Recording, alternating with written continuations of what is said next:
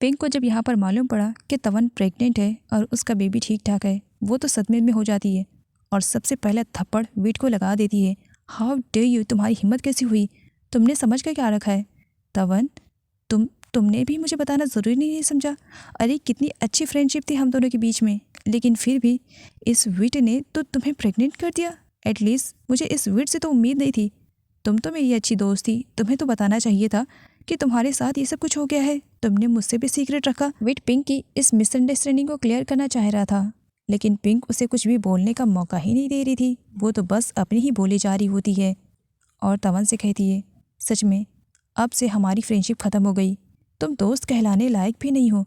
और वीट, तुमने जब इसे प्रेग्नेंट किया तो फिर तुमने मेरी बेस्ट फ्रेंड की रिस्पॉन्सिबिलिटी क्यों नहीं उठाई? हाँ, तुमने अब तक इन सारी चीज़ों को सीक्रेट क्यों रखा? वीट उसे बताने के लिए आगे बढ़ता है। पिंक इतनी ज़्यादा गुस्से में थी कि वीट को सीधा उठा करके सोफे पे पटक देती है। तुम तो चुप रहो, बात तुम्हारे साथ नहीं हो रही है, मेरी बेस्टी के साथ हो रही है। तवन पिंक को शांत करवाती है और बताती है कि वीट ने उसे प्रेग्नेंट नहीं किया है। तवन वीट की तरफ देखती है, क्या सच में तुमने उसे प्रेग्नेंट नहीं किया? वीट कहता है, तुम बोलने का मौका दोगी तब तो मैं बोलूँगा। हाँ, तवन जो कह रही है सच कह रही है। मैंने तवन को प्रेग्नेंट नहीं किया, ये बेबी मेरा नहीं है। तब पिंक तवन की तरफ देखती है, अगर वीट ने तुम्हें प्रेग्नेंट नहीं किया तो तुम्हारे पेट में किसका बच्चा पल रहा है? वो तवन से पूछने लगती है, जिस पर तवन पिंक से कहती है, पहले तुम शांत हो जाओ। लेकिन पिंक तो मानो जंग के मैदान में खड़ी हो चुकी है और अपनी बेस्टी के लिए तो जस्टिस लेकर ही रहेगी। वो ज़ोर ज़ोर से चिल्लाने लगती है, किसने सब कुछ किया और कौन है जो ये सब कुछ करके अपनी रिस्पॉन्सिबिलिटी लेने के लिए तैयार नहीं है? वेट भी ऑफिस से घर जल्दी आ चुका था। सर्वेंट के थ्रू उसे मालूम पड़ता है कि सब तो अपने काम में बिजी है, लेकिन तवन के पास वीट है। जब इसके बारे में मालूम पड़ता है तब वो तवन के रूम में जाता है चेक करने के लिए, लेकिन गांगो का फ़ोन आ जाता है और वो वहाँ से चला जाता है। तवन पिंक को बताती है कि उसे प्रेग्नेंट करने वाला कोई और नहीं बल्कि किन है। पिंक तवन से कहती है, क्या इन सब के बारे में जियोन को मालूम है? वीट और तवन दोनों ही उसे बताते हैं कि इन सब के बारे में किसी को भी आइडिया नहीं है, सिर्फ वीट और तवन के बीच में ये सीक्रेट है। तवन रोते हुए पिंक से कहती है कि वो उससे प्रॉमिस करे कि इसके बारे में वो किसी को भी भनक भी नहीं पड़ने देगी, इवन ड्यून को भी नहीं। गांगो रो रही थी और किन उसे संभाल रहा था। गांगो कहती है, तुम्हें क्या लगता है मेरे लिए ये सब कुछ इतना आसान है? बिल्कुल भी नहीं। तुम्हें छोड़ करके जाने के बारे में मैं सोच भी नहीं सकती हूँ। और यूएसए में अब मेरे मॉम डैड मुझे फोर्स कर रहे हैं वापस आने के लिए। और तुम्हें क्या लगता है मैं अपना दिल यहाँ पर छोड़ करके वहाँ चैन से रह सकती हूँ? गांगो सेम उसी तरीके से बातें कर रही थी जैसे कि पास्ट में गांगो की डेड बॉडी के सामने किन ने किया था। वो और भी ज़्यादा इमोशनल हो जाता है। गांगो किन से कहती है कि जल्द से जल्द उन दोनों को शादी कर लेनी चाहिए। पिंक जो कि वीट को लाइक करती है, उसे जब मालूम पड़ा था कि तवन प्रेग्नेंट है और मिसअंडरस्टैंडिंग में वो तवन के बच्चे का बाप वीट को समझने लगी थी, तब उसका दिल बहुत बुरी तरीके से टूट गया था। लेकिन अब सब कुछ ठीक हो चुका था। वो वीट से कहती है कि वो उसकी फ्रेंड तवन का अच्छी तरीके से ख्याल रखे और साथ ही वीट को भी कहती है कि वो अपना भी ख्याल रखे। किन शादी के बारे में सोच सोच करके परेशान हो रहा था, तभी उसके पास वीट आता है। अपनी हालत तुमने क्या कर दी है? तुम क्यों नहीं इस बात को मान लेते हो कि सच में तुम तवन से प्यार करने लगे हो? जिस पर किन कहता है, ऐसा बिल्कुल भी नहीं हो सकता है। उस लड़के से मैं कभी भी प्यार नहीं कर सकता हूँ। एक काम करो, तुम जा करके किसी अच्छे डॉक्टर को ज़रा अपना दिमाग चेक कराओ। जिस पर वीट स्माइल करते हुए कहता है, मुझे मेरा दिमाग चेक करवाने की ज़रूरत नहीं है, लेकिन हाँ, आपको सच में एक अच्छे डॉक्टर की ज़रूरत है। ज़रा चेक करो खुद के अंदर। आप प्यार करने लगे हो तवन से, लेकिन इस बात को मानने के लिए तैयार नहीं हो और इसी वजह से आप इतने ज़्यादा डिप्रेशन में हो कहकर वहाँ से चला जाता है। जिस पर किन सोच में डूब जाता है, क्या सच में वो उस लड़के से प्यार करने लगा? ऐसा नहीं हो सकता है। नेक्स्ट मॉर्निंग किन जब ऑफिस जाने वाला था तब वो तवन को डाइनिंग टेबल पर नहीं देखता है। नोडा से पूछता है। नोडा बताती है कि तवन की तबीयत ठीक नहीं है, इसी वजह से वो रेस्ट कर रही है। जिस पर किन का कहना था, क्या इस तरीके से वो अपना काम करेगी?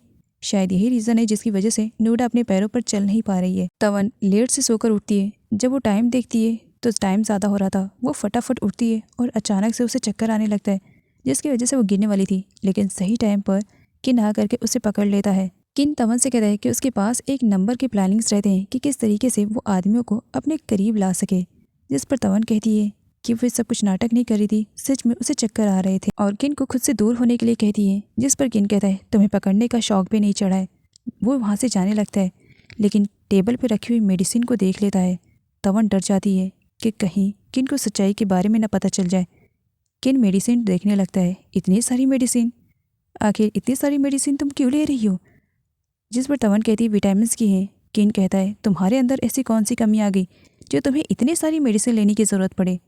तवन डर रही थी कि कहीं उसके बेबी का राज किन के सामने ना आ जाए, जिसे कई दिनों से वो छुपाने की कोशिश कर रही है। इसी वजह से वो किन के सामने भड़क पड़ती है और उससे कहती है अभी तक वो जिंदा है, अगर मेडिसिन खा भी लेगी तो वो मर नहीं जाएगी। तब वेट भी उस पर गुस्सा करने लगता है, तुम्हें इतनी जल्दी मरने की परमिशन तो मैं दूंगा भी नहीं। और ये जो तुम बीमार होने का नाटक कर रही हो, वेट के सामने ये सब करना, वो तुम्हारी झांसे में आ जाता है। मैं नहीं आऊँगा। इन बीमारियों के पोटले को साइड में रखो और नोडा की केयरिंग करो। चैट भी अपने काम पे लग चुकी थी। किन को इम्प्रेस करने के चक्कर में अब 2-2 किलो का मेकअप अपने फेस के ऊपर थोप रही थी। उसके बाद वो किन के कैबिन में जाती है और किन की चेयर से लिपटी हुई थी। तभी वहाँ पर गांको भी आ जाती है।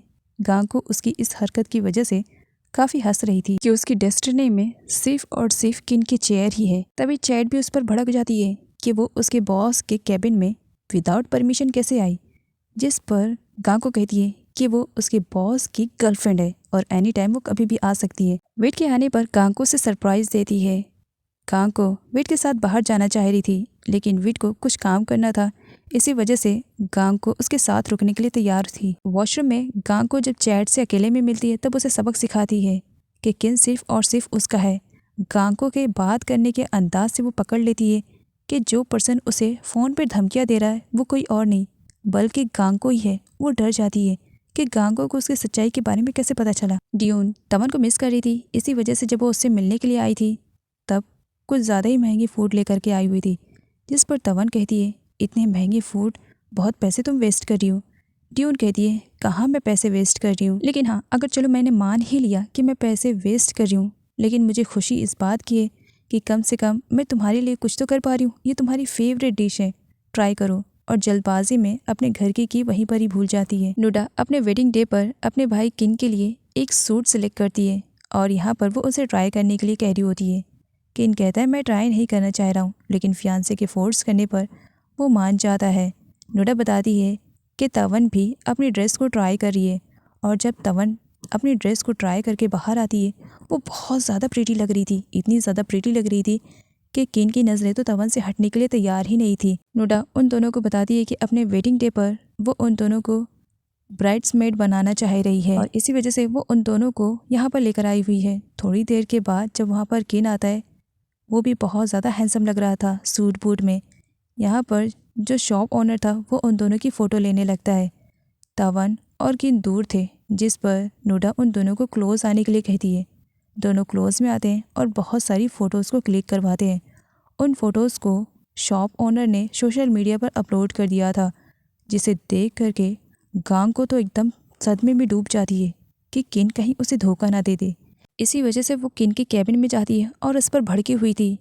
किन पूछता है कि वो क्यों भड़क रही हो उस पर, जिस पर वो उन दोनों की फ़ोटो दिखाती है। क्या तुम शादी कर रहे हो? ये ग्रूम और ब्राइड ये सब चल क्या रहा है?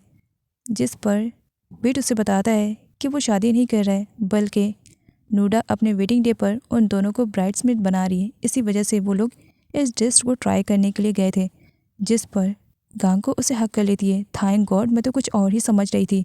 तुम्हें पता है तुम्हें खोने के बारे में सोचकर मैं इतनी ज़्यादा हाइपर हो जाती हूँ कि मुझे कुछ भी समझ भी नहीं आता है। और देखो इस मिसअंडरस्टैंडिंग की वजह से न जाने मैंने अपने किन को कितना ज़्यादा सुना दिया, प्लीज़ मुझे माफ़ कर देना। ड्यून की घर की वीट के हाथ लगती है। वीट उसे तवन को देता है। तवन ड्यून के पास कॉल करती है और उसे बताती है कि जल्दबाजी में वो अपनी की यहीं पर ही छोड़ गई है और वो उसे रिटर्न देने के लिए उसके ऑफिस आ रही है। गांग को किन के ही केबिन में बैठी हुई थी, इंतज़ार कर रही थी कि किन का काम फिनिश होए तब वो किन के साथ थोड़ा सा अकेले टाइम स्पेंड करे और कहीं बाहर जाए। किन का काम जैसे फिनिश होता है वैसे ही गांग को चलने के लिए कहती है। किन कहता है कि उसे एक मीटिंग में जाना है। गांग को कहती है ठीक है, मैं तुम्हारा इंतज़ार कर लूँगी। किन जब वहाँ पर नहीं था तब गांग को उसकी फाइल्स वगैरह चेक करने लगती है और उसे मालूम पड़ता है कि किन कितना ज़्यादा प्रॉफिट कमाता है। वो अपना टचअप करने लगती है और उसके बाद पेंटिंग की तरफ देखती है। अब वो पेंटिंग के क्लोज जाती है और कहती है जब मैं किन के लाइफ में आऊँगी ना तो सबसे पहले इस पेंटिंग को निकाल करके यहाँ से बाहर फेंकूँगी। तभी प्रिंटर से एक फ़ोटो निकलती है। उस फोटो को देख करके गांग को डर जाती है, क्योंकि ये उसकी असलियत जो थी और ये काम चैट ने किया था। चैट को मालूम पड़ गया था कि जो गांग को बनकर यहाँ पर आई हुई है एक्चुअल में वो असली गांग को है ही नहीं। उसने गांगो की जैसी सर्जरी करवाई है और गांगो की जगह ले रही है, जबकि असली गांगो तो पहले ही मर चुकी है। अब नकली गांगो डर रही थी कि कहीं चैट उसकी सच्चाई सारी दुनिया वालों के सामने न बता दे। चैट के पास प्रूफ भी था, इसी वजह से वो चैट के साथ हाथापाई पर उतर आती है और चैट की जान ले लेती है, उसे टेरेस से नीचे फेंक देती है। और उस टाइम की देने के लिए जब तवन आती है तब चैट की डेड बॉडी सीधा उसके सामने आकर गिरती है। तवन ऊपर देखती है, ऊपर उसे कोई भी नहीं दिखाई देता है और सीन यहीं से कट हो जाता है। अगली सीन में पुलिस आई हुई थी किन के ऑफिस में इन्वेस्टिगेशन के लिए, लेकिन उन्हें चैट के रिलेटेड कोई भी सबूत नहीं मिल पाता है क्योंकि सारे सबूत तो नकली गांगो ने खत्म कर दिया था और ये सब कुछ एक सुसाइड सा क्राइम बना दिया था। चैट को अपने आंखों के सामने मरते हुए तवन ने देखा था। वो डरी हुई थी, ड्यून उसे संभाल रही थी। किन तवन से कहता है कि काफी रात हो चुकी है, वो उसके साथ घर चले। और ये सब कुछ देख करके नकली गांगो को बहुत ज्यादा बुरा लग रहा था। तवन जाना तो नहीं चाह रही थी, लेकिन ड्यून कहती है तुम जाओगी तो मैं सेटिस्फाई फील करूंगी कि तुम बॉस के साथ जा रही हो, जिसकी वजह से तवन किन के साथ जाने के लिए तैयार हो जाती है। इस नकली गांगो ने असली गांगो की पूरी हिस्ट्री को निकाल लिया था, जिसकी वजह से किन भी कभी कभी उसे पहचानने में धोखा खा जा रहा था। नकली गांगो किन से कहती है कि आज जो कुछ भी ऑफिस में हुआ उसकी वजह से वो बहुत ज़्यादा डिप्रेशन में है। क्या किन आज उसके साथ उसके अपार्टमेंट में रुक सकता है? किन मना कर देता है, नहीं, आज ऑफिस में जो कुछ भी हुआ है इसकी वजह से मैं बहुत बुरी तरीके से थक गया हूँ, मैं भी घर जाकर के थोड़ा सा रेस्ट करना चाहता हूँ। थोड़ी दूर जाने के बाद अचानक से किन को पता नहीं क्या हो जाता है, वो कार को बीच में ही स्टॉप कर देता है और तवन से कहता है कि वो उसका कोई ड्राइवर नहीं है और बीच रास्ते में ही उसे कार से नीचे उतार देता है।